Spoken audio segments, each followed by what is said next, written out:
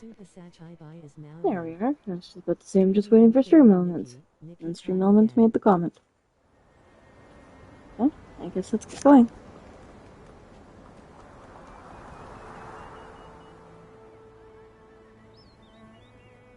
So that was you? I just told the guards what's happening. The Red Star's gaining momentum, but I was careless. Leora, and that patchy PC lady, what are you trying to say? Hello, Kingdom Guards. I'm Scarlet the Seeker, former Kingdom Guard reporting in. Miss Scarlet was a member of the Kingdom Guards. She's the one who uncovered Threadstar's plot, leading to Operation Starstrike. Also, she's Leah's mother. What? What are you talking about? Let me explain. I discovered Threadstar's conspiracy all because of Leah. Leah was my daughter, a lovely girl. Unfortunately, she was sick and left me too soon. I always kept her little clothes by my bed, pretending she never left. I missed her dearly. Then one day, her clothes disappeared. A tiny PC appeared in their place. She turned to me and called me Mama. I thought this PC was a blessing from the gods, so I called her Leah. I cared for her fabric, we played, and I sang Leah's favorite song. Small flower, braids in rows, the dreaming child with secrets glows. Ah, happy days. I always slept with a smile on my face, until she vanished too. Gone without a trace, like she never existed. I looked everywhere, but never found her. So I started investigating all the cases of missing PCs, hoping to find a clue. That's when I noticed the Red Star. The Kingdom Guards took it seriously, and Operation Starstrike succeeded. Threadstar was seemingly gone, but I still wasn't able to find my dear Leah. No matter where I looked, I never saw her again. Later, I left the guards and died alone, still searching for my baby girl. I was then reborn as a PC. This broken pocket watch stopped exactly at the time Leah left. I wear it always.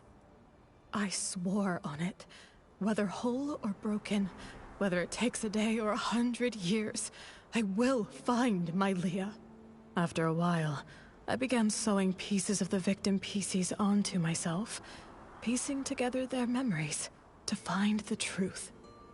I've followed those memories ever since. Threadstar kidnapped Leah and turned her into... That's why you were so emotional seeing Leora. You were sensing Leah. Yes, those memories confused my mind, but I will never forget Leah's presence. Leah, my little Leah, I miss you so much. Wind blows soft on the ridge, sending our sorrows off the bridge. Leah knows your voice. I know. I followed Benny here because I suspected that over the decades, he's been helping Threadstar pick kidnapping targets. Wait, so you think Benny is a member of Threadstar? That's why you attacked him? Attack? I did chase him, but I didn't succeed. How come? What a liar. Benny wasn't at the fermentation zone his first day at the estate. I found him there, but that was early on the second morning. Wait, that's the day after the first poisoning case. A whole entire day after Benny claimed he was attacked. His first day hiding in the estate, I couldn't follow him inside. The next day, I followed him to the fermentation zone, trying to catch him. I was distracted by a noise, probably one of his accomplices. He escaped, and I wasn't able to attack him. The so-called attack was just a setup. I understand now. We need to catch Benny quickly. Don't worry, Gordon asked Jenny to keep him locked up. Both he and Colleen have already been detained. Unfortunately, the PC who attacked Julie used some forbidden power to strike from a distance. I didn't see them, so I can't be sure if it was Benny. That's okay. You get some rest.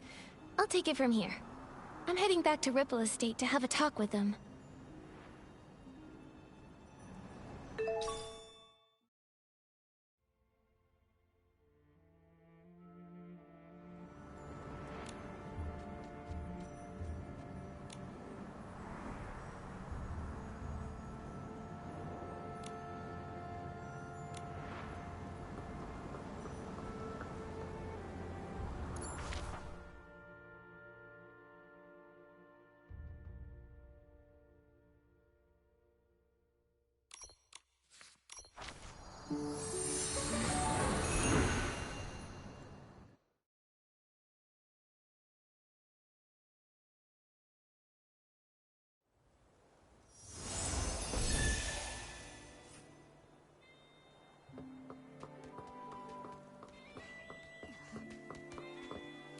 Benny and Colleen are held in 2 nearby knock-knock cells. It also looks like the others found these shredded fabrics on Colleen, but she won't explain why she stole the suitcase. As for Benny, I have yet to see him. I heard he's insisting on his innocence and begging to leave the abandoned district. Suspecting an old friend must feel awful. Leora, if you ever need to talk, I'll be here for you. It's okay, Miss Nikki. After hearing about Miss Scarlet's investigation, I had some doubts about Benny. After all, if it hadn't been for him, I wouldn't have started renting costumes from Threadstar. Huh? Didn't you start to suspect him when Threadstar got into trouble? Threadstar was popular then, and their custom stage costumes were in high demand. Benny was a perfectionist and wanted me to rent a magical costume to boost my influence. It wasn't that strange to me. So just like I never told Juliet about these things, I never told Benny I was investigating Threadstar either. But I never expected to run into him here, right when we were tracking down Threadstar's remnants. Returning to the abandoned district after a long time and running into so many accidents, it's hard not to be suspicious. Indeed. I've been afraid to face him because I'm worried I might get a bad answer. Leora, were you close to Benny in the past? Close? Yes, I suppose. As my agent, even though he was treated differently because of his facial scar, he always did his best to shield me from unwanted gatherings and fought for me to have more opportunities. I appreciated him. Benny said the scar was an old injury. Did he get it back then? No, it was even earlier. He was born from a torn piece of clothing. The owner of the clothing was a struggling actor who had an accident. It happened during a very dangerous performance. Both he and the costume were left with a permanent scar, and his dreams shattered. When I met Benny, he never really spoke about it, but kept washing himself and tidying the house, as if trying to repair every broken piece of his life. The pain from that accident, just like that scar, never faded from Benny's heart. Maybe because of this, he was a perfectionist and very strict with me, demanding I be a perfect star in everything I did. But he also cared for me a lot, like an older brother, ironing out every crease in my costume and making sure to tidy up my messy dressing table. At every performance, he stood backstage, applauded me, and gave me a bouquet of flowers. He wanted the spotlight on me even more than I did, as if the light could also heal his scars. Sorry for rambling. The most important thing to do now is to figure out what they're hiding. I think we can start by questioning him. If what I know about him isn't entirely based on lies, then he's not someone who's good at keeping secrets. All right, leave it to me. Momo, let's go ask Benny some questions.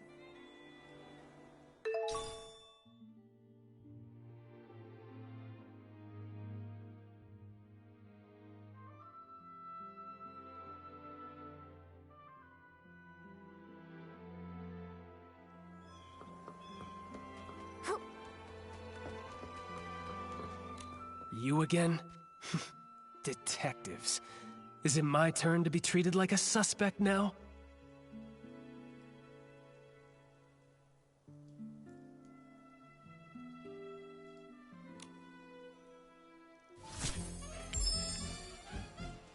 This is just a routine inquiry in the investigation, Benny. If you're truly innocent, I recommend that you cooperate fully and answer my questions seriously.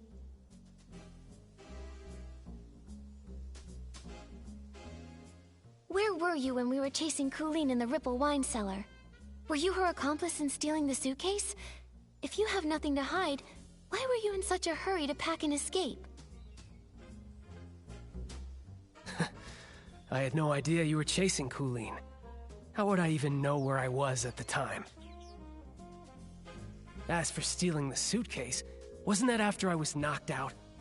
I was hit by that jittery, patchy PC as soon as I arrived. How could I have had time to steal anything?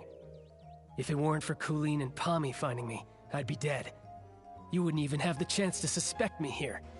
Don't waste time on me. Go after that patchy PC! As for stealing the suitcase, wasn't that after I was knocked out? I was hit by that jittery, patchy PC as soon as I arrived. How could I have had time to steal anything?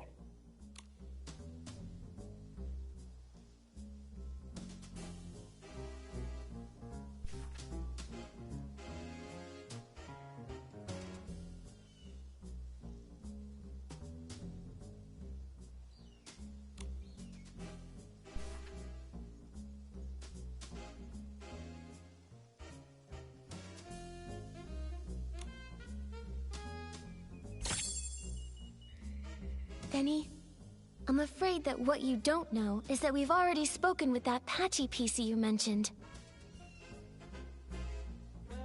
What? That's impossible. That thing can't even form a complete sentence. How could you possibly... Ms. Scarlet has finally regained her senses. She's not some evil PC like you tried to frame her as. In fact, it's the opposite. You're the suspect, and that's why she's been chasing you all along. According to her testimony, your alibi doesn't hold up. In truth, all that evidence was a lie you and Colleen came up with, wasn't it? If I deduced correctly, your arrival time in the abandoned district is accurate. Windy can confirm that much, so you couldn't have faked it. But everything after that? Completely fabricated. The day you arrived, you went straight to the Ripple estate to meet up with Colleen and set your plan to steal the suitcase. Colleen poisoned the detergent, and you stole the suitcase. She poisoned herself so she wouldn't be a suspect for the suitcase theft. Exactly. After stealing it, you left the estate and met with Colleen in the fermentation zone. She always said she had a habit of doing her research at night. But once you left the estate grounds, Ms. Scarlet spotted you again. Thanks to Colleen's help, you managed to escape. After that, the two of you chose to stage a fake attack scene to frame Ms. Scarlet. That way, everyone at the estate would be on guard against her. She couldn't keep following you in the estate, and you had your unconscious all day alibi. Now I get it. Even though Colleen and Pommy found you together the day before, the only one who claimed to have seen you unconscious there was Colleen herself. In reality, you never went to the fermentation zone that first day. Colleen brought Pommy to find you on purpose, making her testimony seem credible. That's quite a clever conclusion. But sorry, I'm just a failed talent scout. I don't get all the twists of this case, and I'm not interested in your detective games. I have no idea why that lunatic PC suddenly started spouting all this. The only thing I know is that she kept chasing and attacking me, and caused me a lot of trouble. If you insist on believing that maniac and refuse to believe me, well then, I've got nothing more to say. Suit yourselves. What do we do, Nikki? He still won't confess. If he keeps insisting Miss Scarlet is lying, we can't really prove otherwise.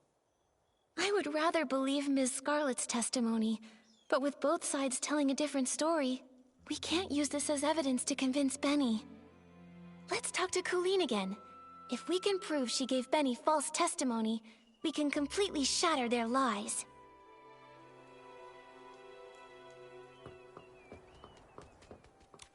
So, now you've sent a human and this little yellow furball.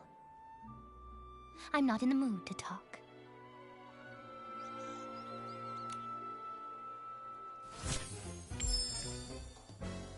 Colleen, refusing to talk won't help. Since you had the guts to steal Madame Julie's suitcase, you should have been prepared for the truth to eventually reveal itself. Since things have progressed this far, you might as well cooperate and tell us your reasoning for stealing the suitcase. You're so gentle with the birds, so why stay loyal to a cruel organization like Threadstar? Steal a suitcase? Nonsense. You were chasing me so fiercely that I got scared and hid for my own safety, that's all. I didn't steal anything. Little birds, Threadstar, I don't know a thing about them. I've heard the name Julie, though. Some kind of sovereign of sexy? She delayed her trip. What does that have to do with me? Steal a suitcase? Nonsense. You were chasing me so fiercely that I got scared and hid for my own safety, that's all. I didn't steal anything.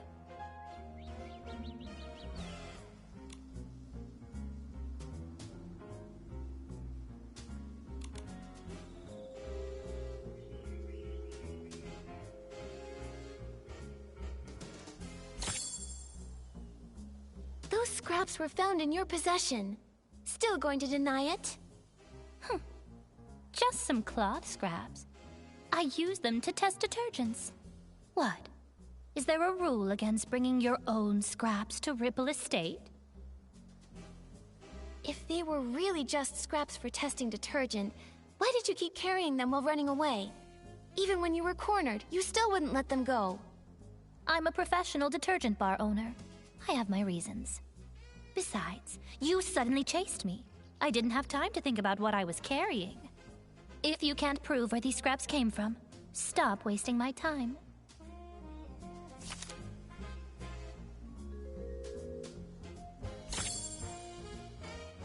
Colleen, does this piece look familiar?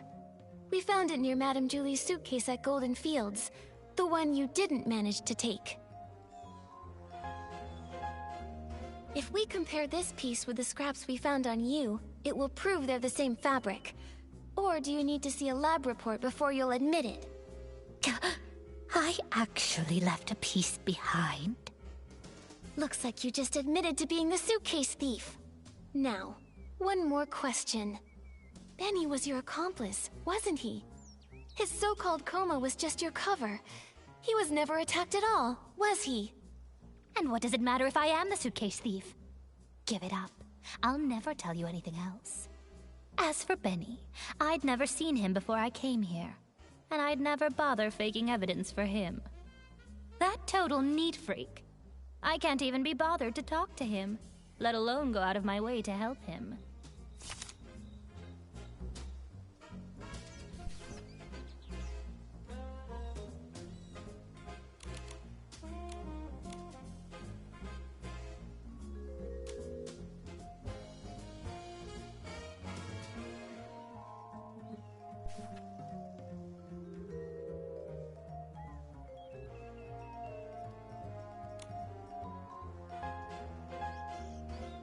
As for Benny, I'd never seen him before I came here, and I'd never bother faking evidence for him.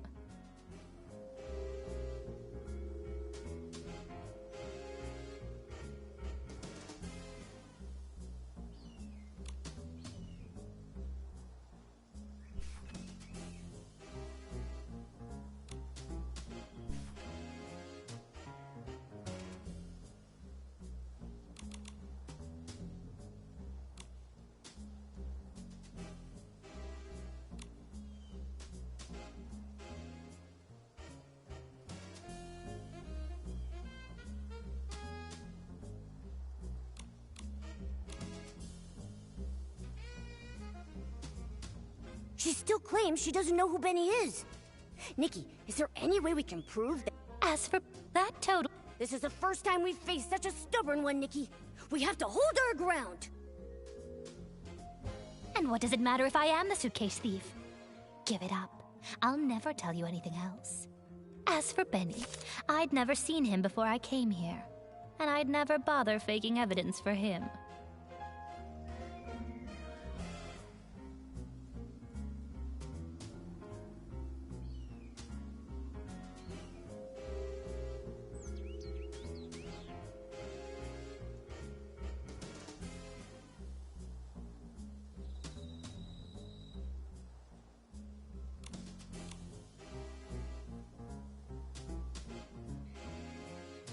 Why bother asking? As for Benny, I'd never seen him before I came here, and I'd never bother faking evidence for him.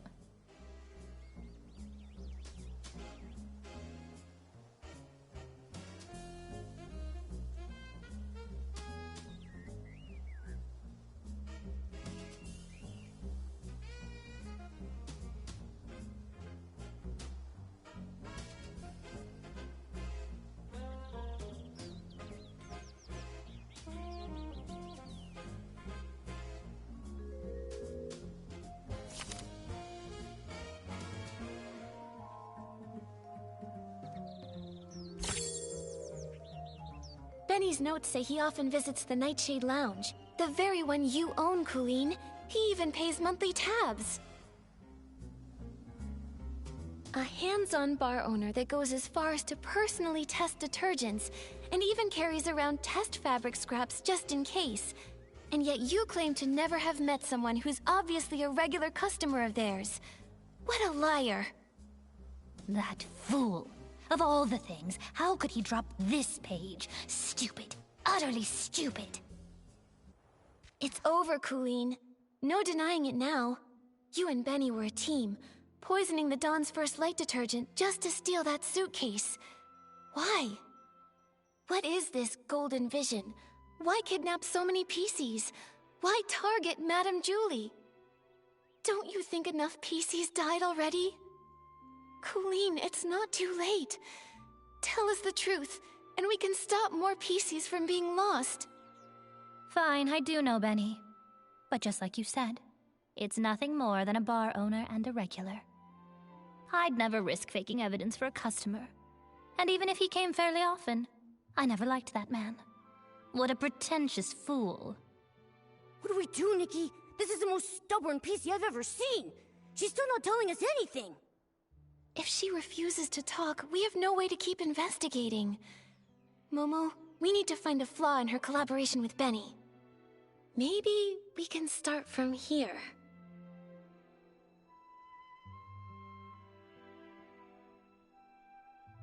I've got it! Colleen, could you please describe the state you found Benny in for us? If you are both telling the truth about what happened, both of your stories should match perfectly, right? Didn't I already explain when I brought that PC back? Oh, you know I hate repeating myself. I don't just want the broad story, I need the details. For example, what was the weather like that day? What scent of detergent did the fermentation zone smell like? And what condition was Benny in? Come on, Colleen. Answer these few questions and I won't bother you anymore. Fine. That early morning. Actually, the very morning of the Dawn's First Light chaos, I went to check the fermentation zone and saw a buttonfoot and a white glove coming from the wooden barrel house. The weather was just normal. The air carried the scent of aroma lily, which gave me a headache. As for Benny, I thought he was just a worker resting, so I didn't pay much attention. I had no idea it was him. Then the next day, you brought Pommy with you, and he was still there. Pommy checked, and that's when you realized it was Benny, knocked out from the attack? Correct. But you already know that, don't you? The morning after the poisoning incident, the weather was fine, and the air smelled of flight fruit. He was lying in the exact same spot, still unconscious. Just one blow to the back of the head, and he's out that long. How pathetic. Now, is that enough? Don't bother me anymore.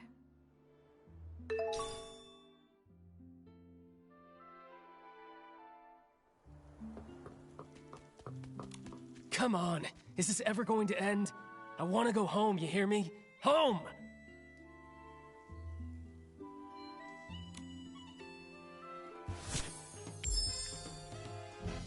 Benny, we have one final question.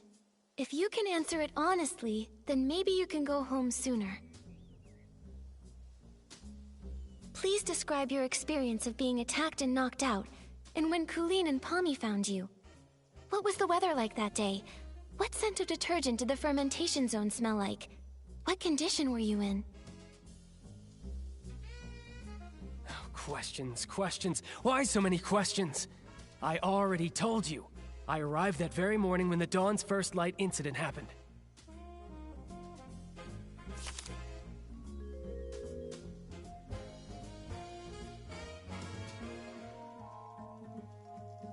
Enough already!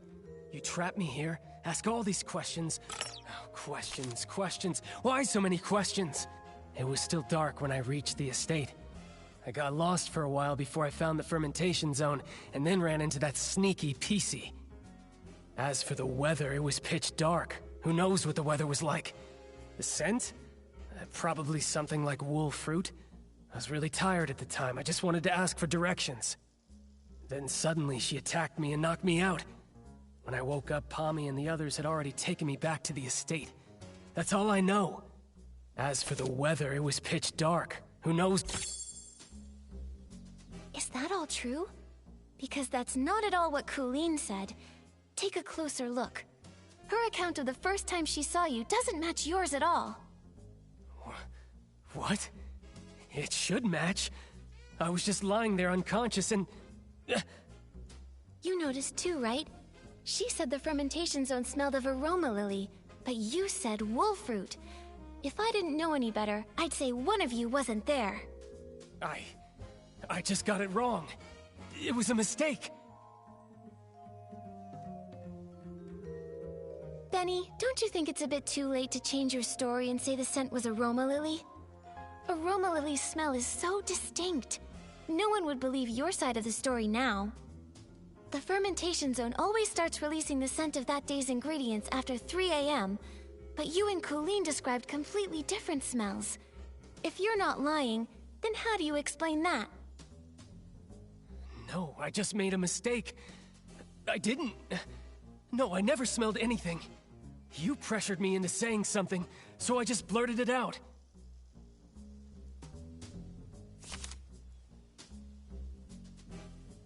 Wait, I remember now.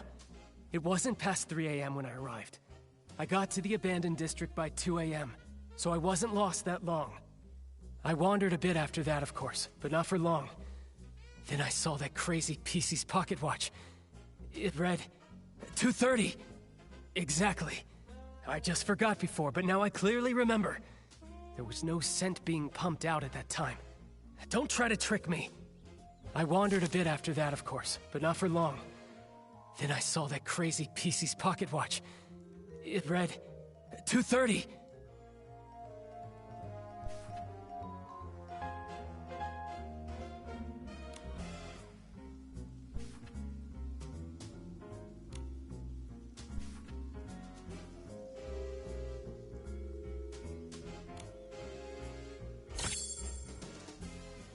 You made a huge mistake, Benny. You keep trying to frame Ms. Scarlet, but you don't know her story, or the spirit and the sheer willpower behind her pursuit. That pocket watch was broken from the start.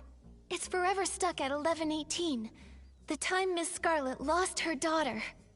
Broken? Always broken? Lost her daughter. No, I don't understand. Her daughter was murdered by Threadstar. You couldn't have seen 2:30 on that watch, so you're lying.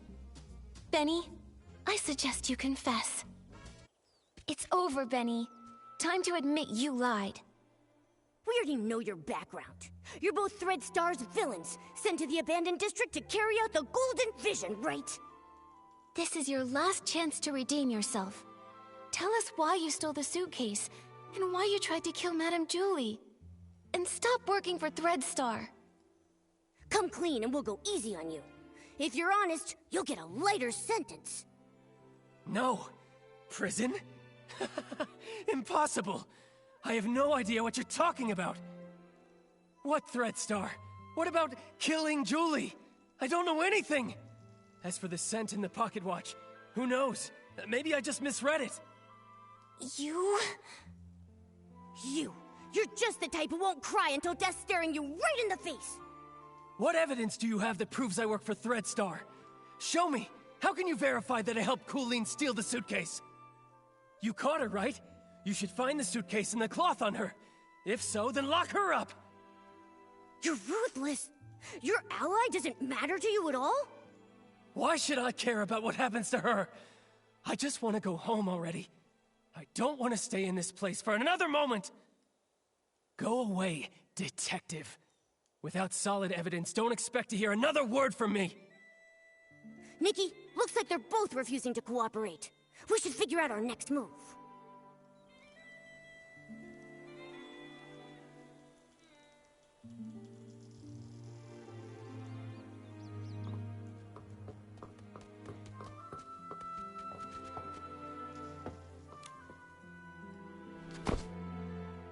Phew. These two are hard to deal with. They're starting to crack, but they still won't confess. Don't lose hope, Momo. At least we know they're partners now. Benny's so-called attack probably aligns with my theory. It's just a story they made up. Threadstar must have sent a few members to the abandoned district to carry out the Golden Vision. But what exactly is the Golden Vision? And why would they want to hurt Madame Julie so badly? What should we do now, Detective Nikki? Their lips are totally zipped. Not even a hint. How are we supposed to piece the story together when we have no clues at all? Hold on. Like I've said before, no matter how perfect a crime seems, if you look closely enough, cracks will always show. Bad seeds only grow bad fruit. I doubt that we're going to get any more information from Colleen. She would rather confess to stealing the suitcase and accept being punished than tell us what really happened.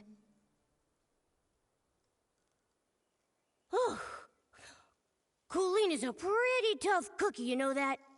I mean, even if I pulled out my razor-sharp claws, I don't think she would be fazed in the slightest. She's just that tough. But there might still be a chance with Benny. He's desperately denying it, and he insists there isn't any evidence. But if we find solid proof, we might crack him. Unfortunately, the assassination attempt on Madame Julie has no witnesses, and it's hard to find clues from the Esslings. That route probably won't work. Should we start with the missing suitcase case? Yeah. If we can prove that Benny stole the suitcase during all of the detergent poisoning chaos, he won't be able to deny it. And if we can prove Benny's a member of Threadstar, identifying his motive, he probably won't have much of an argument. Makes sense. Detective Nikki, where do you think would be the very best place to start looking for evidence? Your trusty assistant Momo is here and ready to go whenever you need me. Just point me in the right direction and I'll get on it right away. Whether it's Threadstar or Benny, the PCs in the abandoned district might not be familiar with them. We'll probably find clues asking guests from Sichia. How about we start by talking to...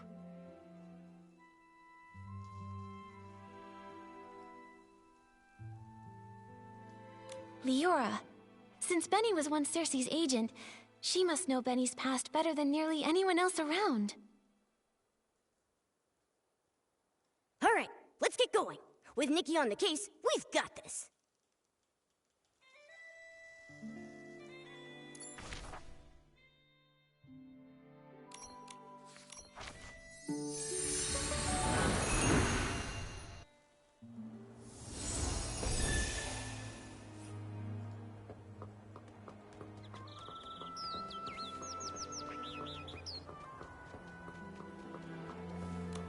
But I don't know which of the seeds will bloom. Who will be the sorceress to get through the storm? There's only one seed for a life. That's from As Rain Falls, As Flowers Bloom, right? It feels so different from what Madame Julie recited. That line only appeared in the premiere. I rewrote it later on. Benny really liked it. Back then, I always liked to oppose things he liked on purpose. After all, he could be pretty harsh. When I first arrived in Sichia, I felt like a bird finally flying far away. But Benny said little birds are light. Sometimes it's not that they flew far, but that the wind blew them away. Wow, that was pretty mean.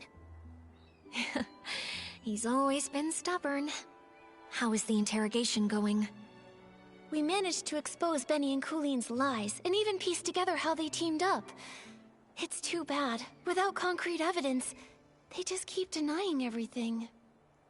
Leora, do you recall there being any connection between Benny and Threadstar? Back then, I was so focused on researching performance costumes that I distanced myself from almost everyone. After becoming a PC, I never saw him again. However, back when Mr. Leon was still human, he often rented costumes from him. I even saw the two of them discussing the details backstage before my last performance. And Mr. Leon has always lived in Sichia. As a victim, he must remember the news when Threadstar was taken down. Makes sense. Knowing him, he'd definitely jump at the chance to be interviewed and go on and on about how he was the victim. Thank you, Leora. Sorry to trouble you with these questions. It's okay. I've asked myself over and over, if Benny is a criminal, I won't let him off. Otherwise, how could I face the strict lessons he taught me? When I was helping prepare for the Ripple Estate soiree stage, I heard that Mr. Leon was planning to rehearse near Barrel Grove today. You might see him over there. Nikki, what should we do next?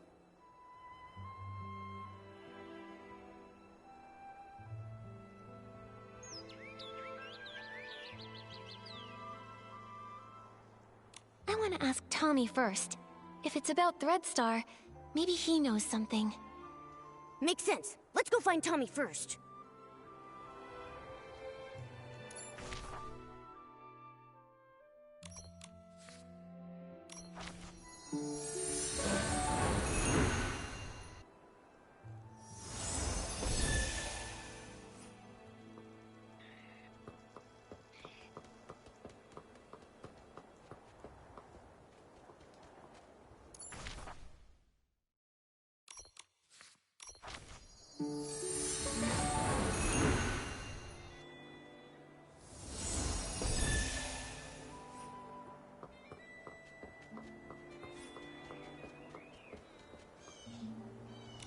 Write it all down! Even if I don't make the headlines, at least give me a sidebar mention. Hey! Why, if it isn't Nikki herself! Oh, thanks to you, I was able to dig up the tune that Cersei used to whistle. A melancholy girl gazing at the wheat fields. This means... It means you're really talented to dig up such details. I wonder if you know Benny just as well. That guy only has Madame Julie and Cersei on his mind. Ha! Don't underestimate me! In just a few days, I was able to uncover nearly all the secrets held by those folks from Sichia. Everyone except, of course, for the mysterious Leora. But that's only a matter of time. Please, tell us. Benny? He was a great talent scout who made Cersei famous back in the day. They were both incredibly close to each other. When Cersei won the Golden Sichia Best New Artist Award, Benny cried so hard backstage he couldn't even keep his sunglasses on. Ever since Cersei unexpectedly died, his career dried up. Now, even the drink shop thinks he's bad luck and won't hire him. Yikes! That workplace environment is just brutal. After all, his temper and the scar on his face didn't win him any favors. Not to mention his time in prison. Prison? What happened? I remember it had something to do with Threadstar. Let me check. That briefing was stolen by Mr. Leon. He shouted, "Oh, the ink upon every single one of the newspapers will forever be my stage! I can't wait to get to Barrel Grove and share my art again!" After declaring that, he left in quite a hurry. Who knew that even columnists have to watch out for robberies too? I'll be avoiding him from now on. Sounds like something Mr. Leon would do. I think we should avoid him too. Nikki, what do we do now?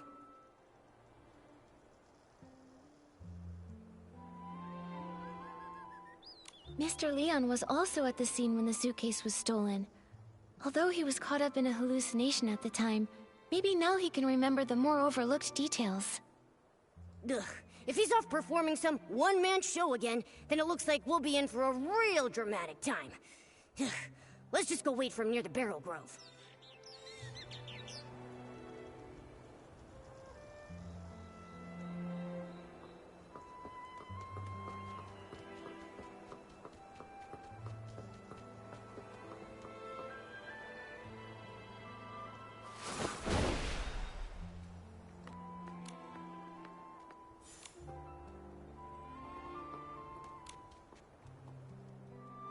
Oh, this world is even sadder than the drapes at the Backwater Theater. Mr. Leon, sorry to bother you. Did you see Benny before or after the poisoning that day? Benny? No, I didn't see him. Why? Do you think he was the one who stole the suitcase? He doesn't honestly think that a few scraps of cloth will cover that broken face of his and hide his shameful past, does he? You seem to know Benny's past well. Of course! It all starts with my own glorious yet lonely past.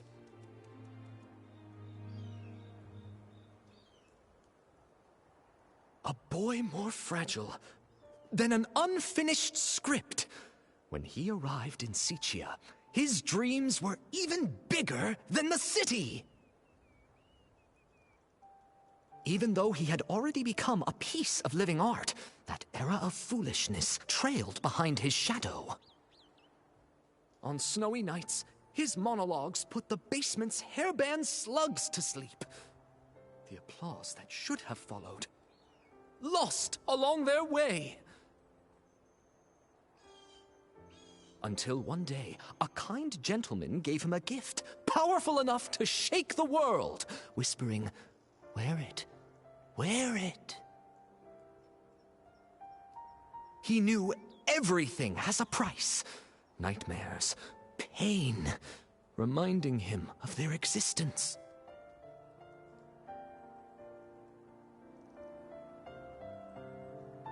He went back to perform the full submission again and again in hopes to awakening this ignorant era.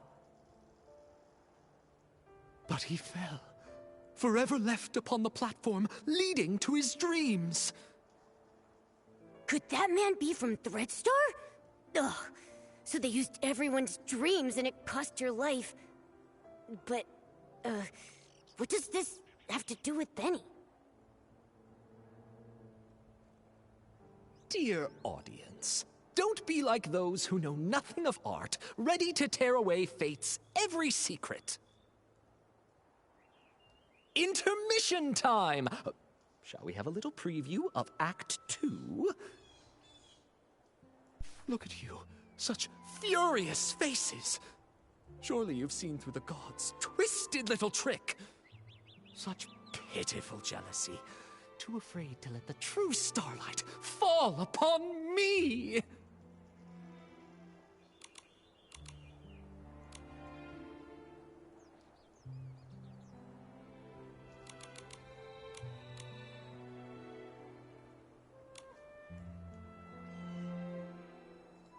Sending that evil messenger, Benny, with fake generosity and kindness, politely selling costumes to me, all secretly marked with the price of downfall. I mean, Benny was Cersei's only agent. I never suspected that he could possibly be one of the culprits behind selling all those stage costumes. This is truly shocking. And now it's clear. He really is connected to Threadstar. This is exactly the evidence we're looking for. Mr. Leon, thank you for your help. I never expected that you too were hurt by Threadstar, and never got to perform your solo show. It's fine, it's fine. Every step on stage I make now is rehearsal. All in preparation for the full submission. Just wait and see. The boy who fell on the platform will be back, carrying all the scripts rejected to expose this fake world. Nikki, can we finally take down Benny now? Let's expose Threadstar's whole scheme and reveal the truth behind everything they've been hiding. This suggests a link between Benny and Threadstar, but we'll still need solid proof that he's the one who stole the suitcase if we want to expose his secrets. But no one suspected Benny when we investigated the suitcase theft case before. Where do you think we should start digging from here? Miss Nikki. There were plenty of audience members obediently seated under the stage that day. Why not go ask them? You mean... Oh, Right. We questioned Squeaky and Belford, but we got caught up with running around. We haven't even interviewed Leora yet. Maybe she'll link Benny to stealing the suitcase. Then what are we waiting for? Come on, let's find Leora and ask her.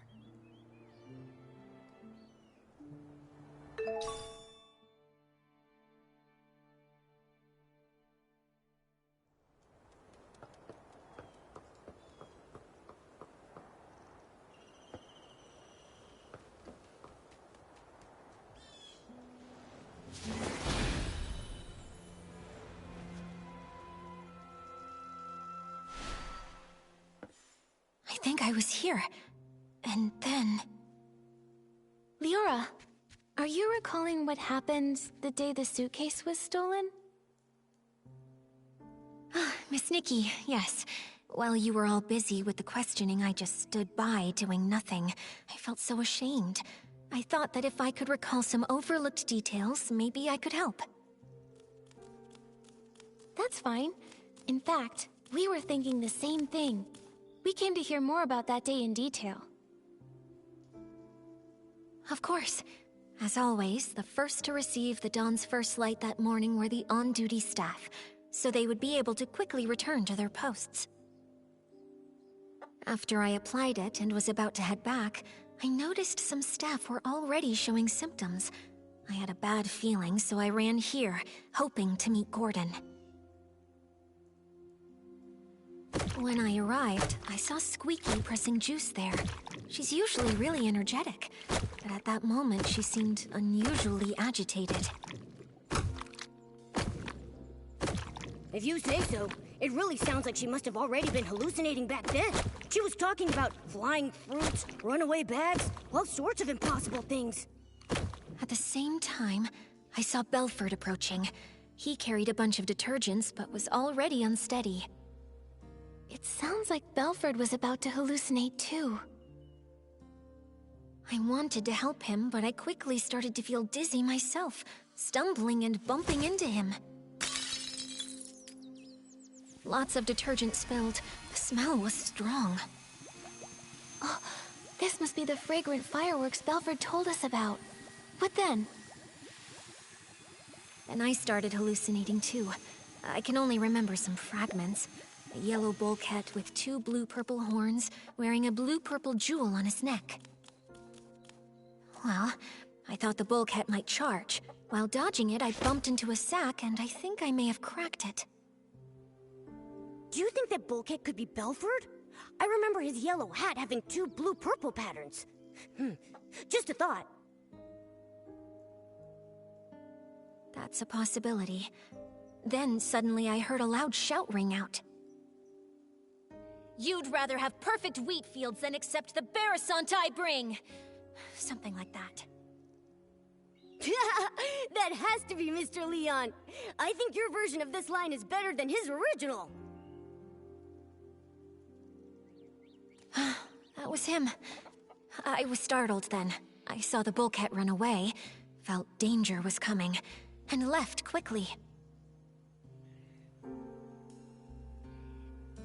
It looks to me like both you and Squeaky were scared off by Mr. Leon's shout. When I came to my senses, I was at a remote water spot, soaked through, and there was no one nearby. So that's what happened. We met the other witnesses Leora mentioned to us, but I can't shake the feeling that something is off. There should have been one more PC there. The thief. They couldn't have disappeared without a trace. But what exactly feels wrong? Don't rush things, Miss Nikki. Maybe we can simulate an interrogation. Treat me like a suspect, find any inconsistencies in my story. Maybe the truth is hiding in plain sight. Great idea. We should get started.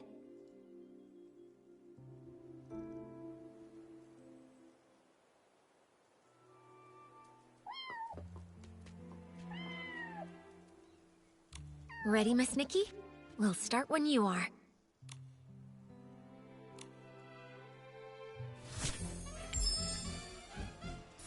Leora, could you please describe again what happened nearby that day? Especially the part where you saw Squeaky and Belford. Not a problem. When I arrived here, Squeaky seemed already caught up in hallucinations, pressing juice with wild agitation.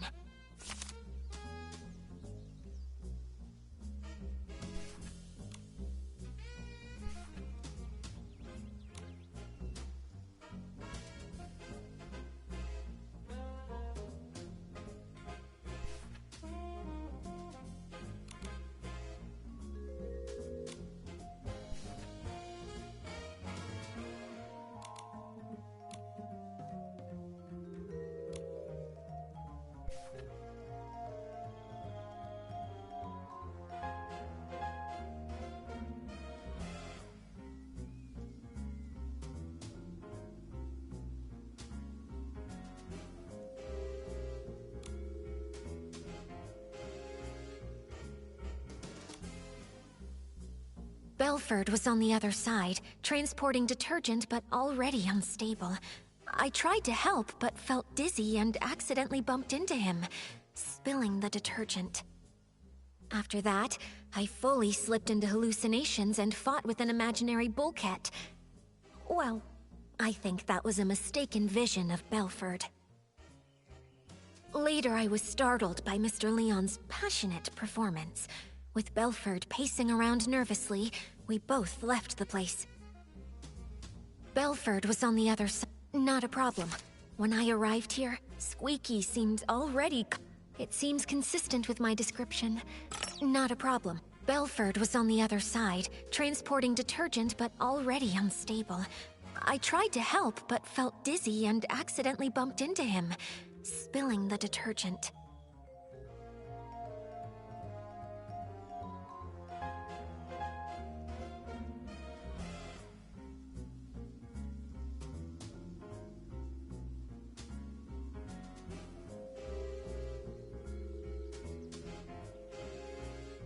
After that, I fully slipped into hallucinations and fought with an imaginary bullcat. Well, Belford was on the other side, transporting detergent but already unstable. Got it. Leora testified that she bumped into Belford and accidentally spilled detergent all over the place. Since both of the hallucinating PCs left after that happened, there's no way they could have neatly arranged the detergents found in the corner. But last time we investigated here, we saw lots of organized detergent bottles near where they bumped into each other. Someone stood the bottles back up, and that PC who did so is very likely the culprit. Miss Nikki, please let me examine these bottles. This one's scent. It's Benny.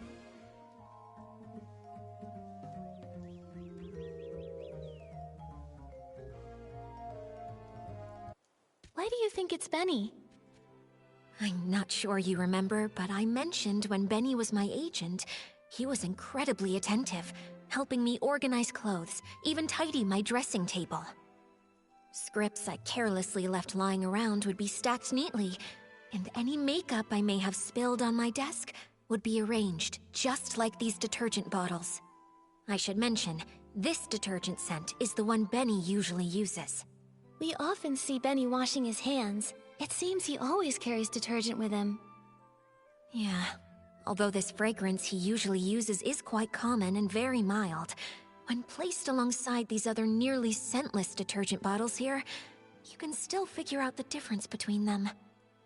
Moreover, only this bottle has been slightly used, and the bottle's cap has an extra seal ring inside of it.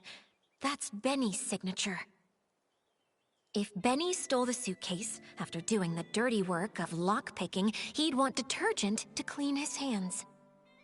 I now suspect that the big sack I accidentally bumped into, after being startled by Mr. Leon's performance while I was hallucinating, was actually Benny. Benny was washing his hands while he was also startled by Mr. Leon, bumped into you, and dropped this detergent? Exactly. That's definitely possible, but so far, it's just speculation based on Benny's habits. It's hard to prove. Exactly. And since this detergent is so common, Benny could easily blame another PC for leaving it behind. I think we'll need to dig a little deeper. This interrogation simulation has been really helpful to us, Leora. If you can keep assisting us while we clear things up, we would really appreciate it. It would be my pleasure.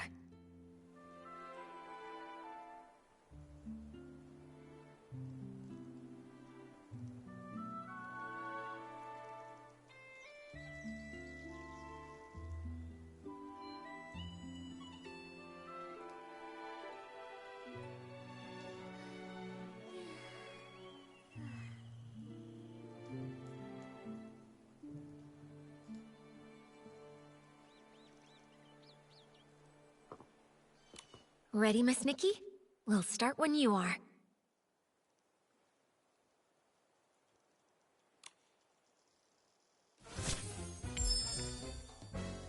If this bottle of detergent with a different scent really was dropped by Benny... Oh, I see. In that case, there's still one suspicious detail. When Benny was looking for the detergent that he had dropped, he tidied up the spilled bottles by force of habit. But if he had the time and energy to do that, how could he have not taken the detergent he actually dropped? Indeed. In his case, not having detergent is probably as bad as not wearing clothes.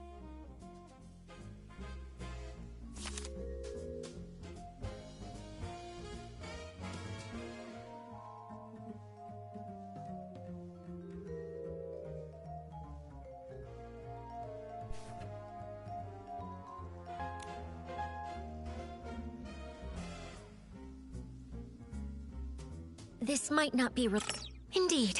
In his case, I think maybe he did take a bottle of detergent, just the wrong one.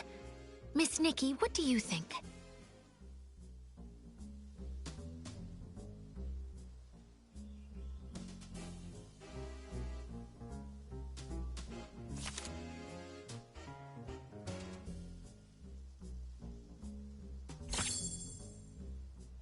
I remember Belford mentioned that the only detergent he's been transporting recently is the super-duper palmed detergent. It doesn't smell like anything, and matches the characteristics of these detergents. I see. Since the bottles all look alike, and the scent difference is minimal, it doesn't surprise me that he grabbed the wrong detergent in a hurry. Even if Benny did grab the super-duper palmed detergent by mistake, he probably realized it a long time ago. If he's already thrown away that bottle, we can't investigate further.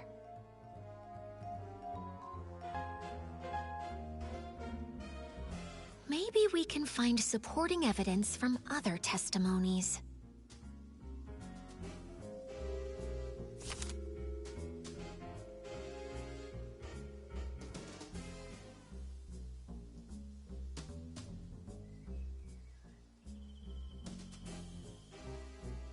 Have other witnesses seen anyone with a distinctive appearance in their hallucinations? Like how I saw a sack with a big tear.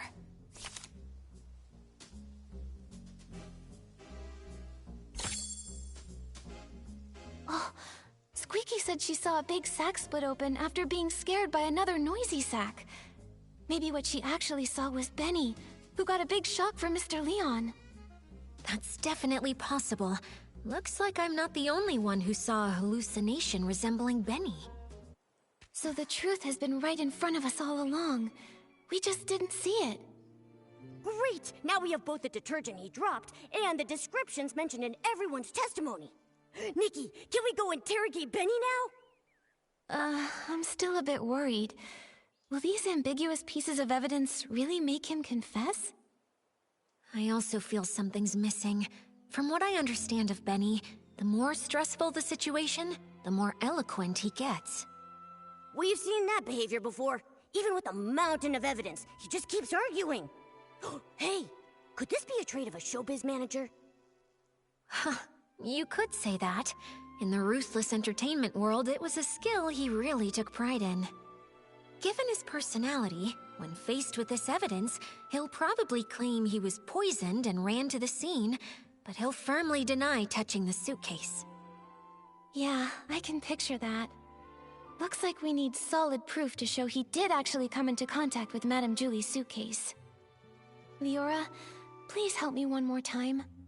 Just one last interrogation simulation.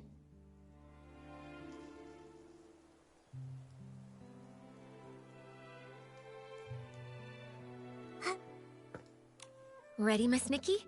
We'll start when you are.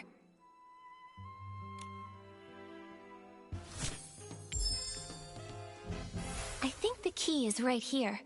How can we prove that Benny made contact with Madame Julie's suitcase? To prove that, we need to find marks on the suitcase that only he could have left. Benny definitely washed his hands with the super-duper pumped detergent he grabbed by mistake, but this detergent doesn't have any distinctive scent. Besides the scent, what kind of flaw could super-duper palmed possibly cause? To prove that, we need to find marks on the suitcase that only he could have. Madame Julie's suitcase is covered in dirt and scuff marks. If Madame Julie saw it, she'd be upset for sure, but she carefully picked the fabric for this suitcase. It shouldn't be this fragile. Dirt or wear and tear. These might be the crucial clues to cracking the case. Benny definitely washed his hands with the super-duper pumped detergent he grabbed by mistake, but this detergent doesn't have any distinctive scent. Besides the scent, what kind of flaw could super-duper palmed possibly cause?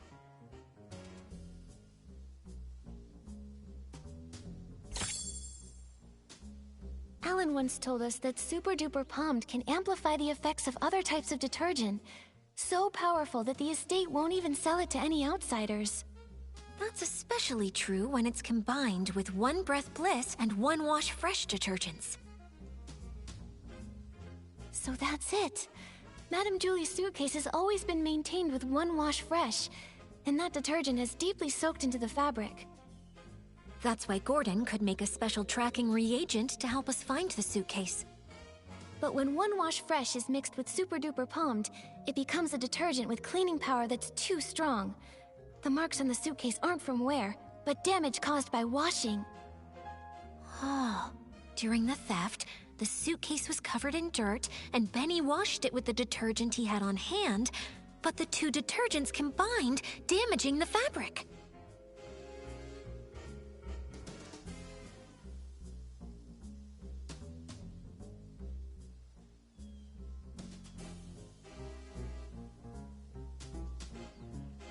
Exactly. It's probably because he realized the fabric was getting damaged that Benny didn't dare keep cleaning. Otherwise, with his obsession for cleanliness, he wouldn't have tolerated so much dirt still on the suitcase. Leora, could you help think this through? With this evidence, is there any way he could still deny it? Considering Super Duper Palmed is not officially sold outside the estate, this evidence is quite conclusive. If he were desperate enough to fight back, maybe he would try to claim the marks were there before the theft? The suitcase did travel with Madame Julie to Sichia and was used in faking her death, so it's possible it was damaged earlier. Other than that, I can't think of any loopholes.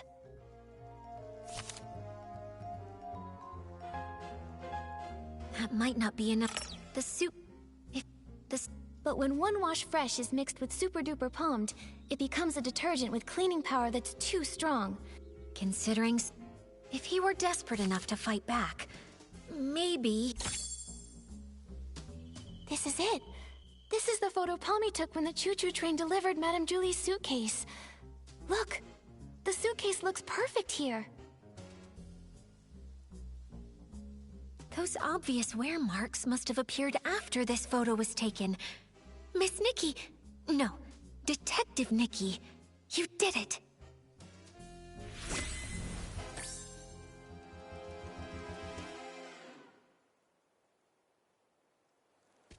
So this is what really happened that day. While everyone was hallucinating, Benny snuck onto the scene. No one knew that a new guest had arrived at that time, except for Colleen. After stealing the suitcase, Benny washed his hands out of habit, using the detergent he'd brought. Then, Mr. Leon shouted his lines, startling all the PCs. Leora knocked over Benny's detergent bottle.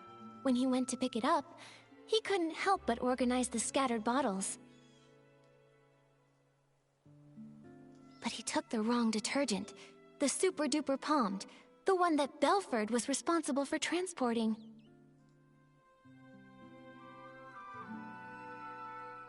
Benny left with the wrong detergent and the suitcase.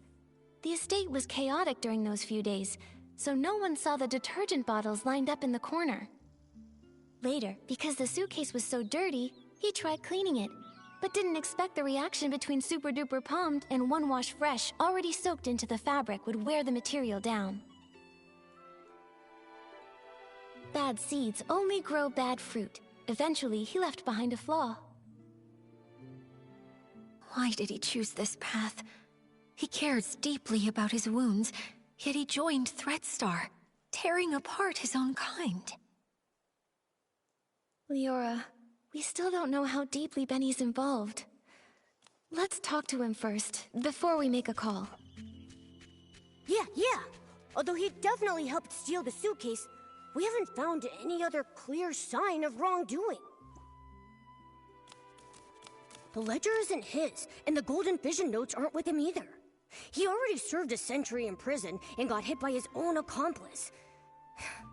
Before we jump to conclusions and decide whether he's truly a bad PC or not, we need to gather all the facts, piece everything together, and see the full story for ourselves. Prison? I guess I didn't know everything about him. Actually... It's fine, Mr. Momo.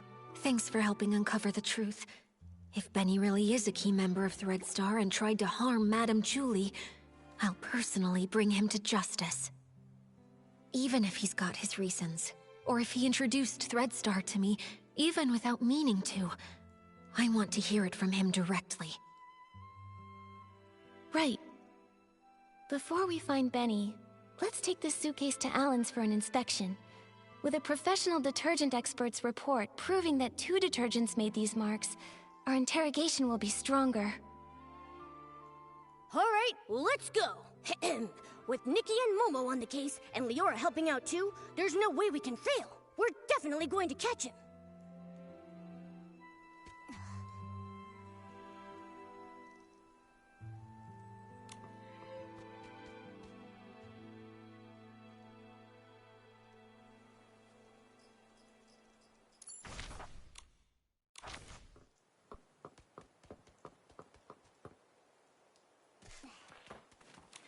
Oh, by the Silvergale! Isn't this Madame Julie's suitcase? You found it! But why is it so dirty and damaged? The Sovereign of Sexy should always be elegant, charming, and flawless from their head to their toes. Oh, I can't stand seeing this! Actually, we wanted to ask you about the damage on the suitcase.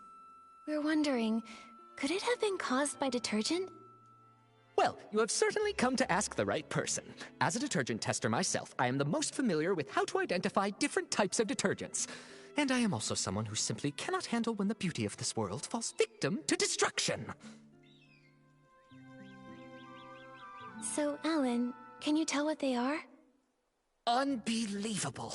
Which staff member was so careless to make such a basic mistake? Both detergents, One Wash Fresh and Super Duper Palmed, were detected on the suitcase. Their combination created the special Super Clean Palmed formula, which is too strong and damaged the fabric. Just like we guessed. Do PCs that come in contact with the special Super Clean Palmed formula leave marks on their own fabric? Definitely. That is why this special formula was only sold internally. The Ripple estate doesn't even keep a single bottle of it in stock. Who made this mistake? Bring them here, and I'll test them thoroughly. I'm sure I can detect the residue of the special formula. That's great. Sorry, Alan, we're a bit pressed for time right now, but we'll fill you in on what happened later. With your help, we'll finally breathe easy. Momo, let's find Benny. He can't deny anything this time.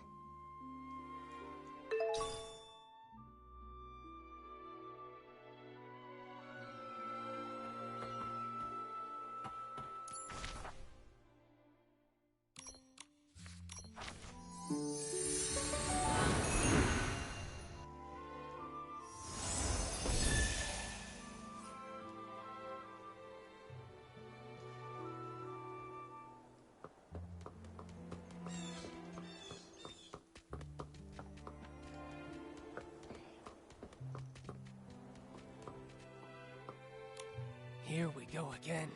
When will this end?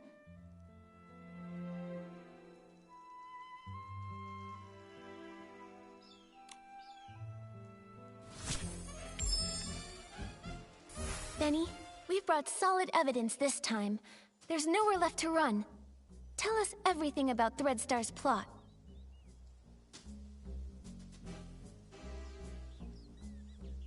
No way. You're just trying to trick me. You really think I'd believe you? How many times do I have to repeat myself? I've got nothing to do with Threadstar!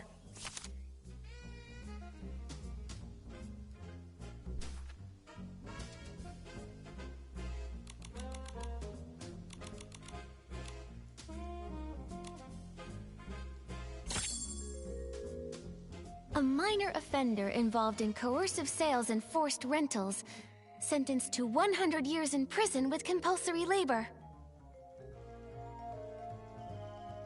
How? How did you find this? Don't bring that up. No!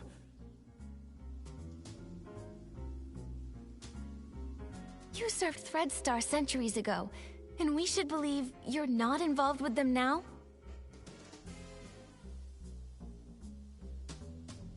Benny, if you keep this up, you'll only end up back in prison.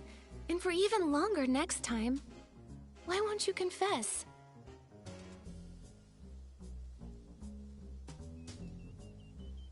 No! An old newspaper can't prove a thing! It happened so long ago. How is that evidence? I never stole the suitcase, or tried murdering Julie. Colleen! She's the one who did it!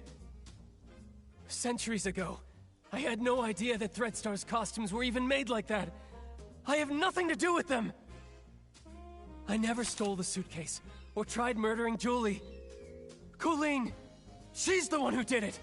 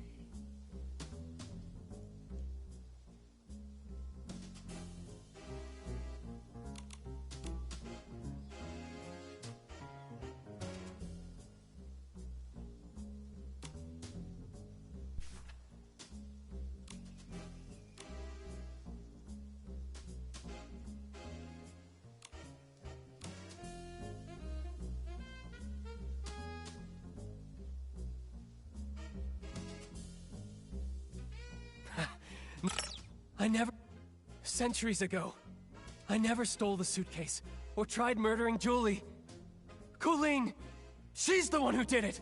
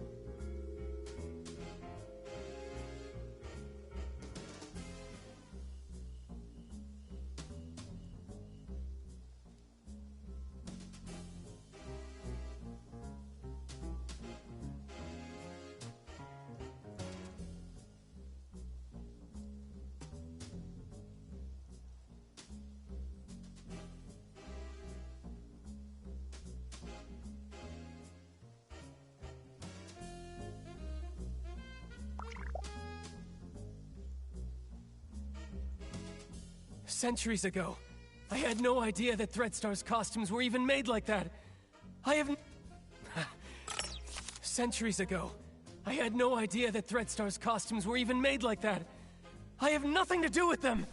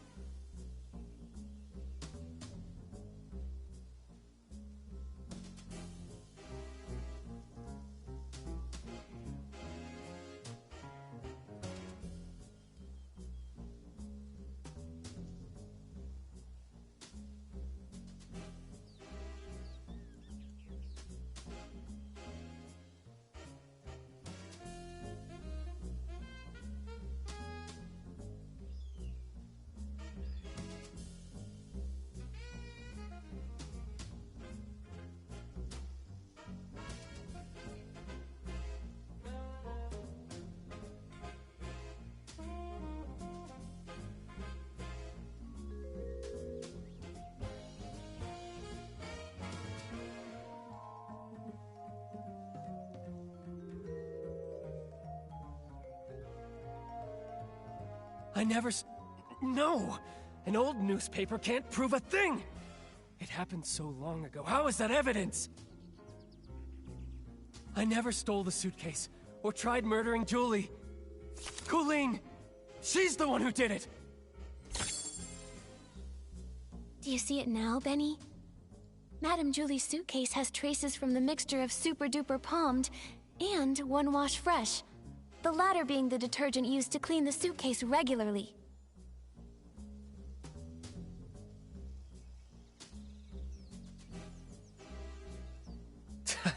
So what? Where did that Super Duper Palmed come from? The only explanation is if someone left their own detergent behind and took the transport shipment. And I think the culprit is you.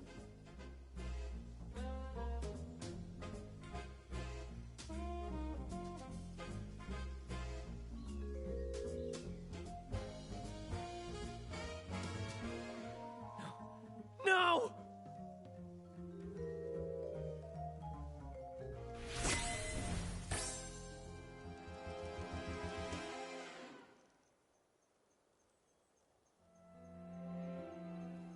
Actually, we've got another crucial piece of evidence. If a professional investigator examines you, they'll tell whether you're truly as clean as you claim. Maybe you ended up just as over-clean as the suitcase, after coming into contact with the same mix of Super Duper Palmed and One Wash Fresh. Enough! Enough! Stop talking about things I already know! I know I damaged the suitcase. I know I hurt the pieces. I know I'm an accomplice, but I've already tried to break away. Why can you just not let me go?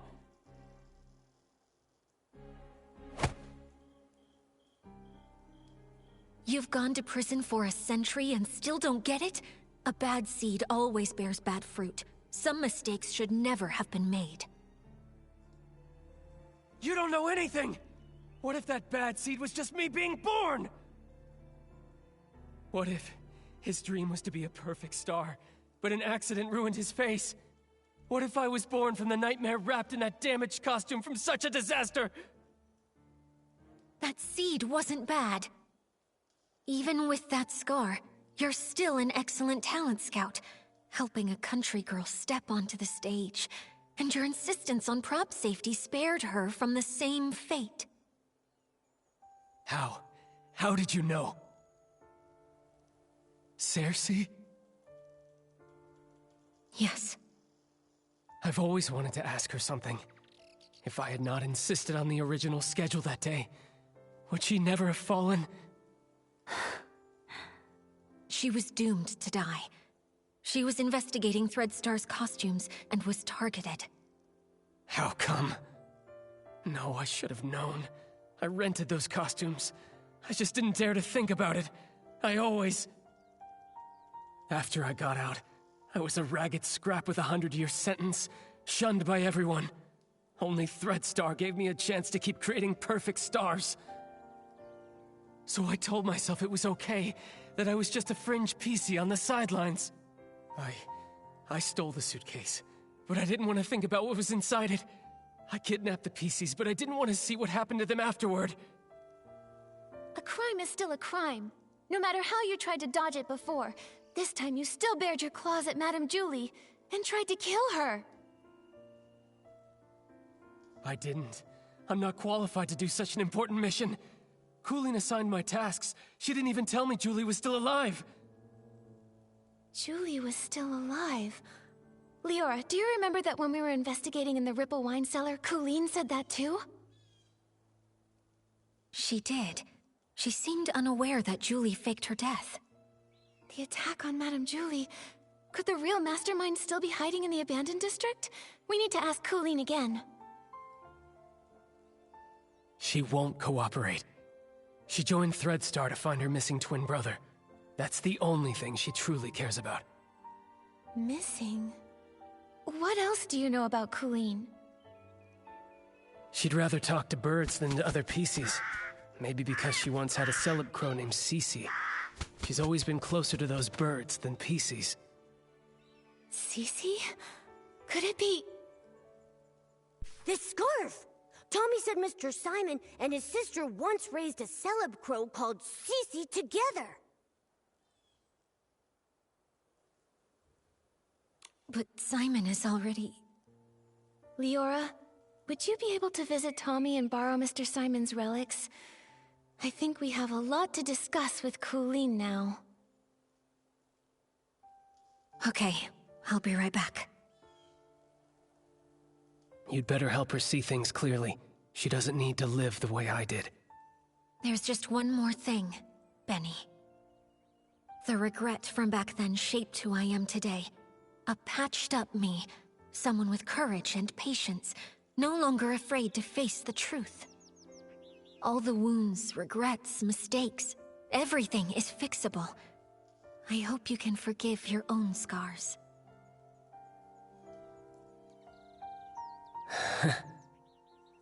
If only Leora had told Benny this sooner. Benny's done so many bad things, no one's going to forgive him. Maybe what Leora meant was that having regrets and flaws doesn't mean that life has to end. It's never too late to start mending, you know? Still, the worst of it is Threadstar. This time, we have to put an end to their crimes for good.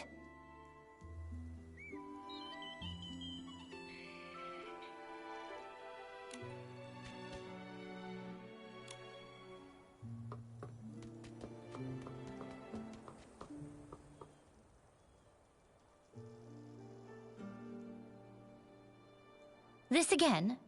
Ask away. You're wasting your time. That's where you're wrong. We've discovered something we'd like to show you.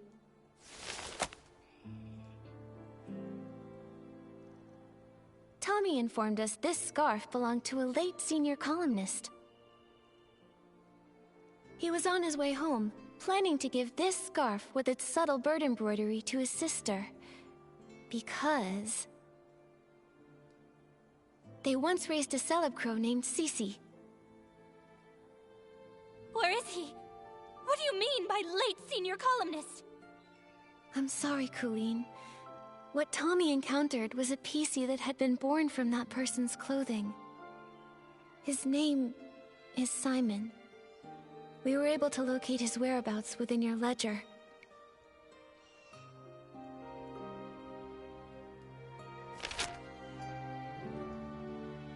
I didn't mean to. I didn't know. I didn't know! I think this letter was meant for you. It's possible he may have taken on a new PC name to conceal his true identity, hoping to meet you again someday. But I'm sure that hearing that new name, it must have felt very unfamiliar to you.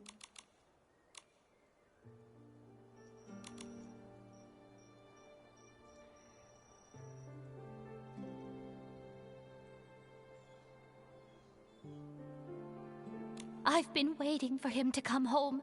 I took my medicine. I took good care of Cece.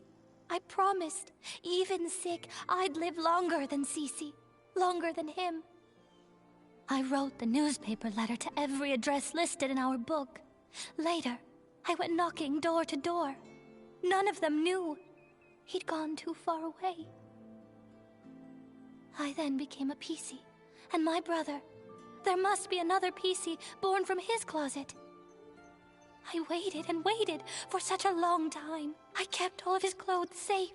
But why, brother, why did you leave me all alone? His strongest wish was to go home and see his sister. He only had the clothing he wore outside. The road home was too long.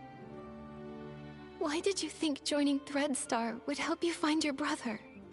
The final costume, the forbidden outfit, can capture every gaze and control every mind. So many people walk the streets of Sichi and beyond. There are so many cities that are just like it.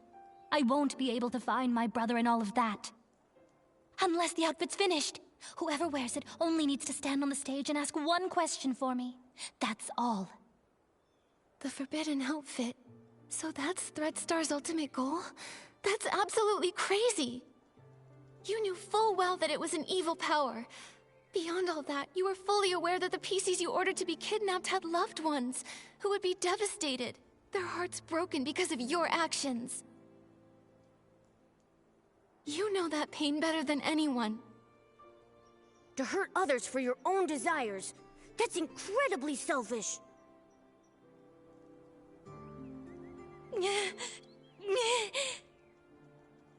Enough of this, Colleen. Don't you ever commit these evil acts again. I'm sorry.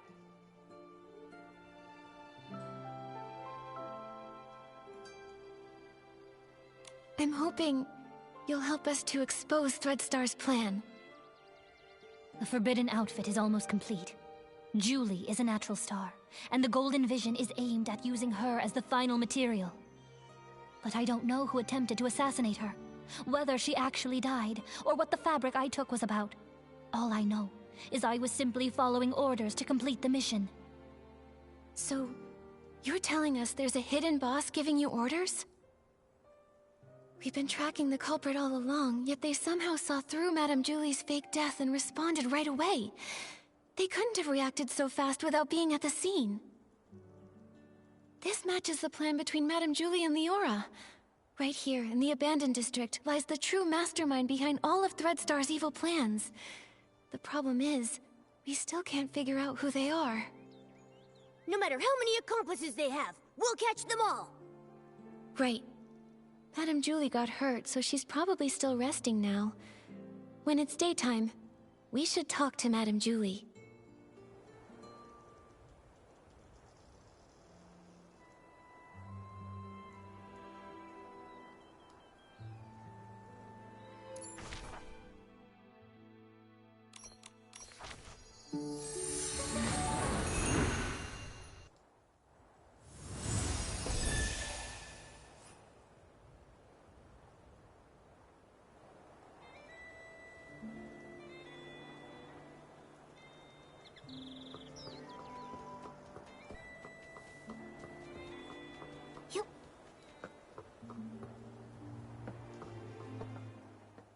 Oh, this is so exciting!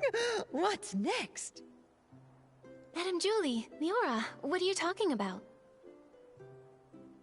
Just bragging about how smart and brave my little Nikki is, and how she took down Threadstar and smashed their schemes. Yeah, without Nikki's help, I don't think our risky plan would have ever worked. And I'm just a first-time detective. I couldn't have come this far without everyone's help. However, the matter isn't fully resolved yet. The mastermind behind all this isn't Benny or Colleen. It's someone hiding deep in the shadows. Until we've caught them, Threadstar could still hurt Madame Julie or any one of us. Dear, you're as kind and just as little Cersei. I really like you. But it can't always be you running around for me. Now it's my turn to pitch in.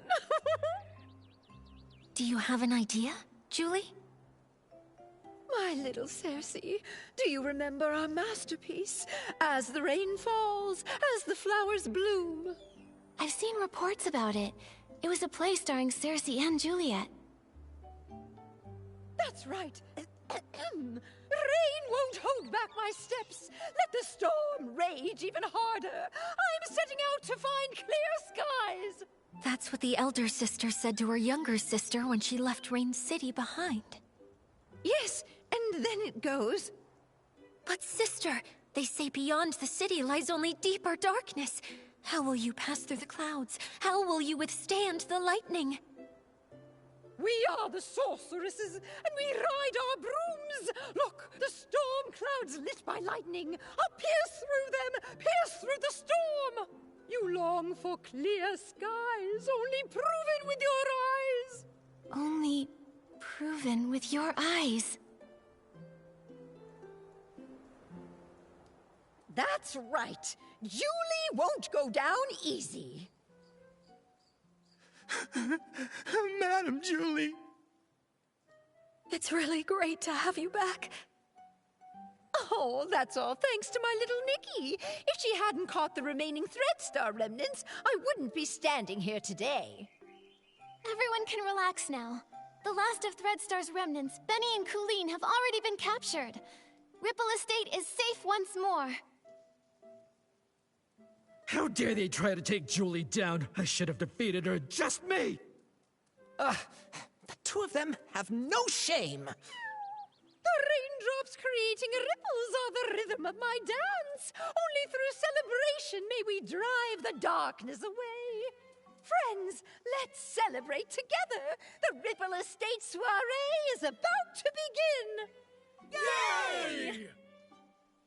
When the mastermind thinks we've lowered our guard and tries to strike Julie again. We'll get them right away and end this forever.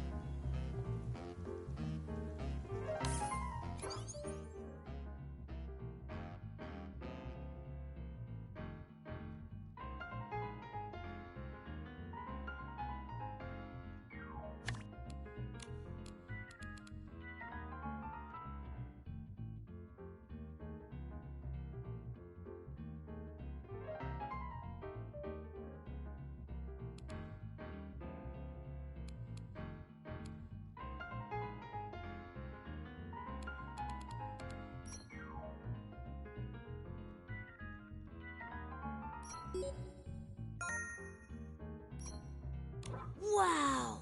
It's so lively here! Just one breath, and I'm swept away by the aroma of the Vin des Ripples. We can't let the villains ruin this celebration! Nikki, let's go talk with Leora about the final plan. Or talk to some PCs to gather intel.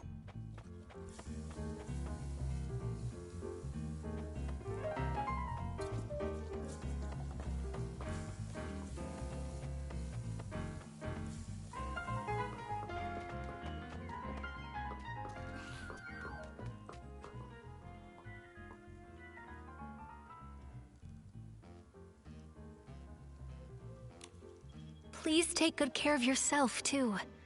Leah, she'd be worried about you. Don't worry. Hi, everyone. Miss Scarlet, how's your recovery going? I'll be okay. Injuries happen all the time. When I was with the Kingdom Guards, I had more stitches on me than I could even count. But that still won't keep me down. But you're not fully healed yet. Are you sure you want to join the mission? My only wish is to catch the culprit, even if it means using every last bit of my strength to do so. Threadstar is cunning. I know that better than anyone. You'll be more likely to catch them having me around. Tell me the details. How are you planning to use Julie as bait to trap the culprit? Okay, at the opening of the Ripple Estate soiree, Madame Julie and I will team up for a styling duel and perform the first dance.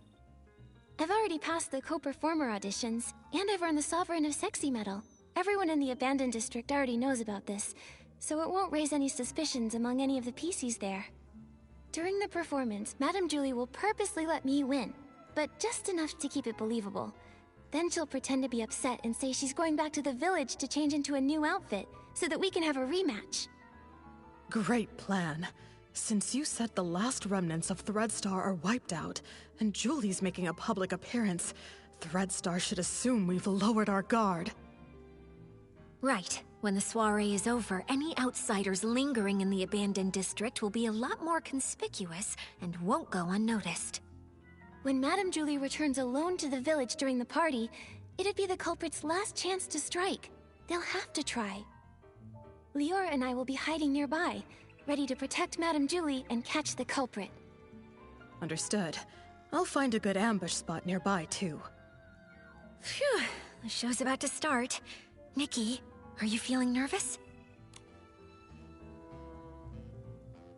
With you and Miss Scarlet here working together, I feel like we can handle any danger. More than that, I want to catch this culprit, teach them a lesson, and put an end to these crimes. Such a familiar feeling. Back when I performed as Rain Falls as Flowers Bloom with Juliet, I was always nervous. Every time the curtain rose, I faced a new audience. How would the audience react? Would I hear their applause or their boos? Would the stylists like what I was wearing? Would the critics like how I delivered my next few lines? Then, Juliet turned to me and said, "Don't see the audience as a storm you have to push through. Imagine that you are the storm." That really sounds like something Madame Julie would say. I'm afraid I still don't have that kind of boldness, even now. So I'll take it as a blessing. Yeah, no matter what tricks the culprit pulls, if we execute the plan well, we'll catch them for sure.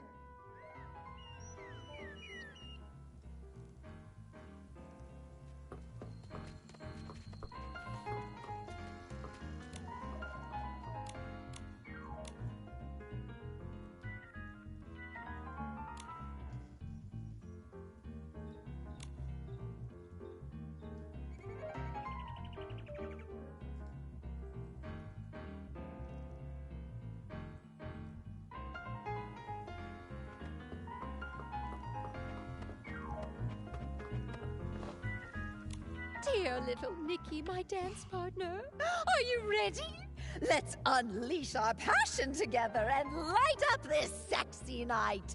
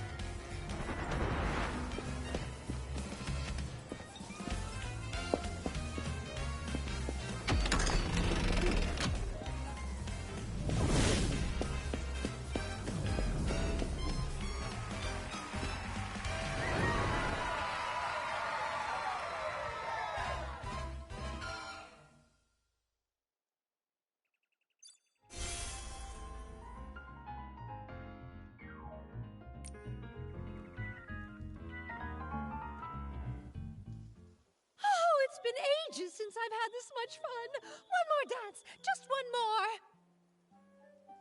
Madam Julie, I've already beaten you once in front of everyone. I don't want to look like I'm disrespecting the Ripple estate.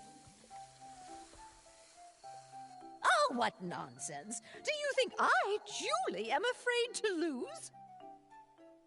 Don't underestimate the Sovereign of Sexy. I've still got an ace up my sleeve.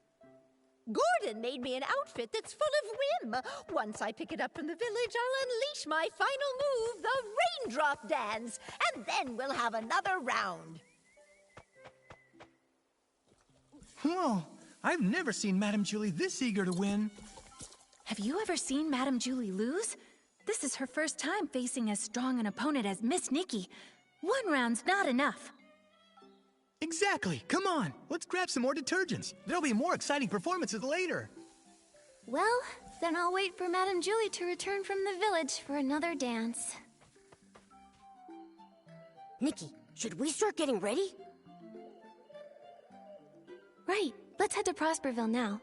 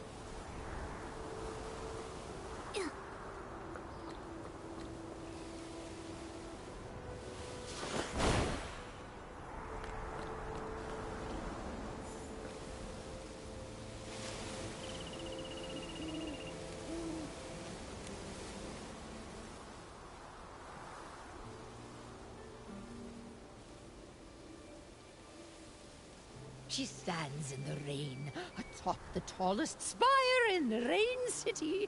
The downpour is swallowing the horizon. When the flowers bloom, I'll set out. But the flowers haven't bloomed yet, sister. And I only have one seed left. Beneath the curtain of the rain, she seems to see her sister's silhouette dancing familiar steps in the rain. Raindrops fall, sister dances on. Ripples splash where her feet touch. The city's reflection blows. Her steps quicken, becoming stranger. This is no raindrop dance, but a new dance for clearer skies. She steels her resolve, looks toward the dark clouds, and grips her broom tightly. Madam Julie, please accept my interview! From the highest tower, she finally leapt.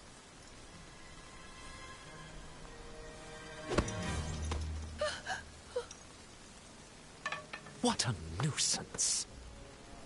Catch him! She will pass through the storm. She will find clear skies. After him! Rain will fall. Flowers will bloom.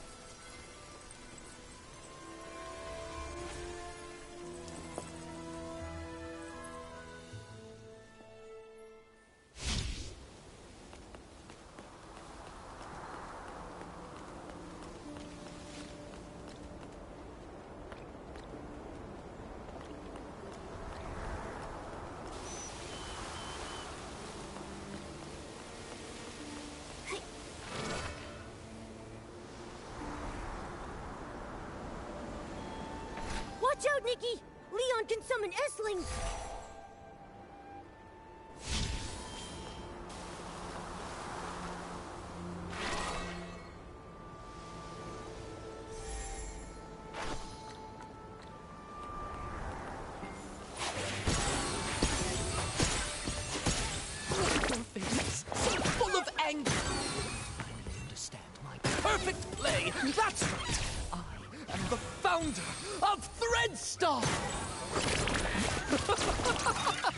Of course, this is just the most boring cameo I've ever played. Miss Detective, do you really think pulling back the curtain means victory? No. Even the truth is just a supporting role in my script. My kind gentlemen, grant me your forbidden gift's power once more. Let me teach these fools the etiquette of the final bow. Oh, rainy night, grant me forbidden knowledge. The Grand Vision's final pieces to...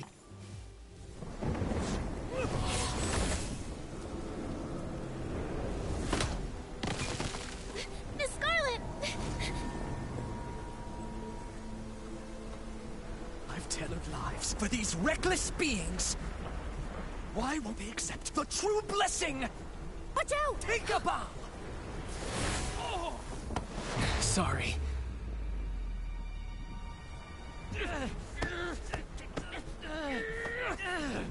No, it can't be! Do not look down on me!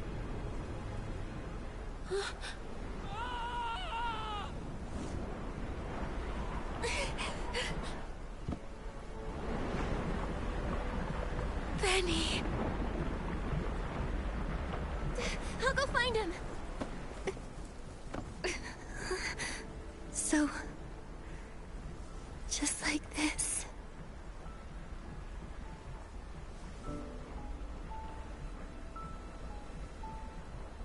Small flower braids in rows, the dreaming child with secrets glows. Wind blows soft on the ridge, Nikki.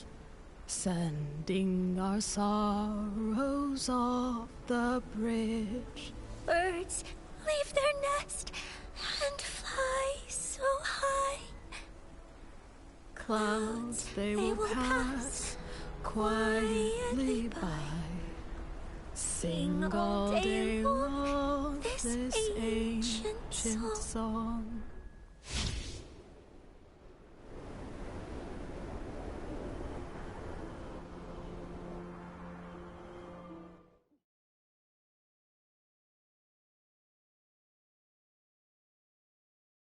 The Ripple Estate soiree ended successfully. Everyone okay? Nikki, looks like Leora wants to see us. Let's talk to her.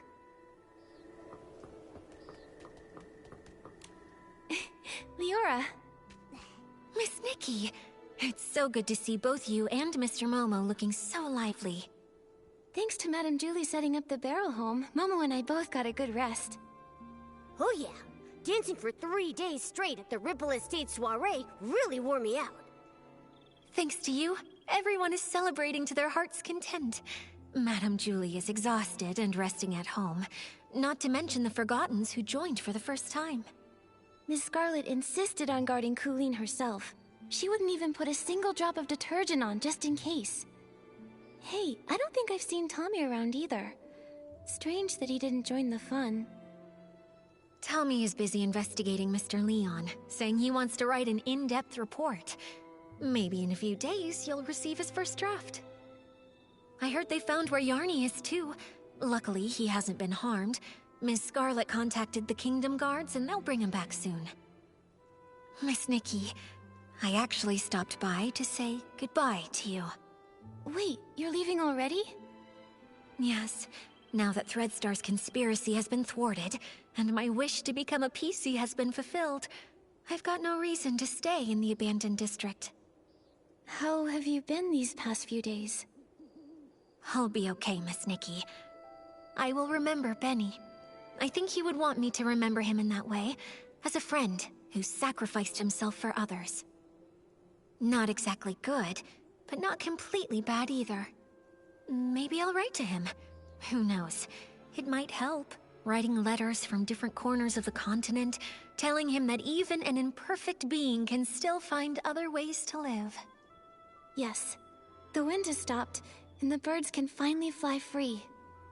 Leora, I believe you'll also find your own dream on the road. Do you mind if we see you off? Of course. I may not be as good at showing feelings as Madame Julie, but Miss Nikki, though we haven't known each other for long, you should know that you're the human I respect and like the most. I am hoping to set off with your blessing.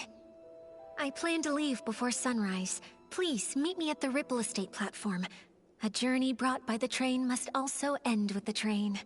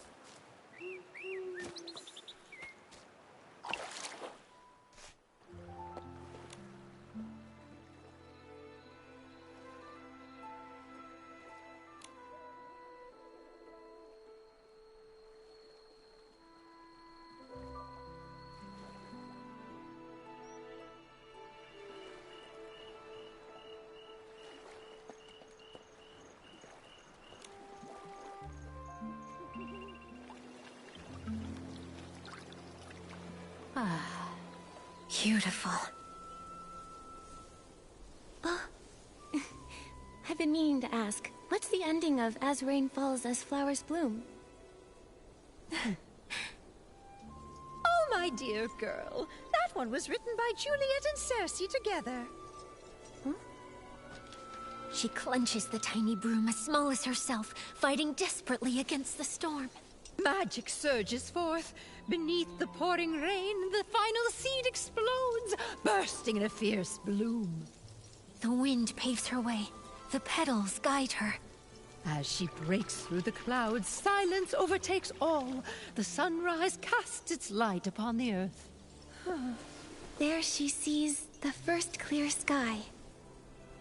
Whoa. Excellent story. Leah would have loved it. Look, the train is here.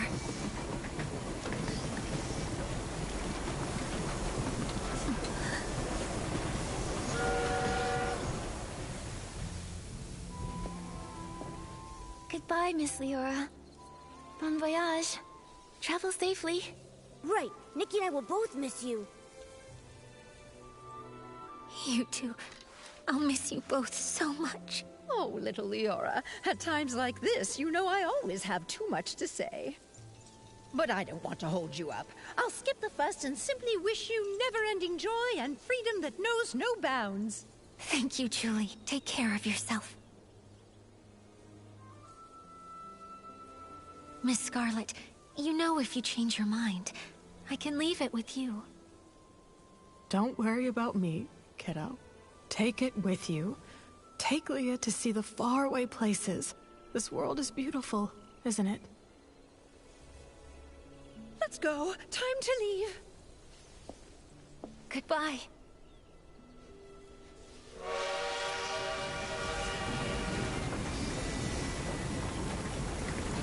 Bye-bye. Goodbye.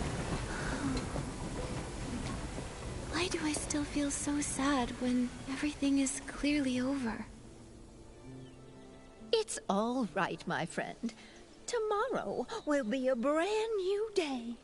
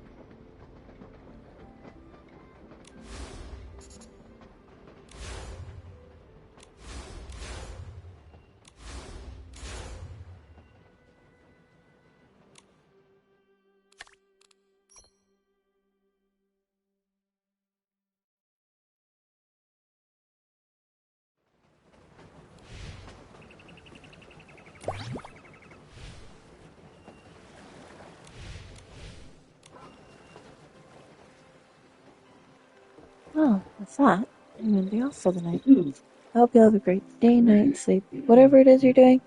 And I hope it's a good one. I hope it's a great one, and I'll see you all next time. Take care, guys. And I will be back in about 10 minutes with the other stream.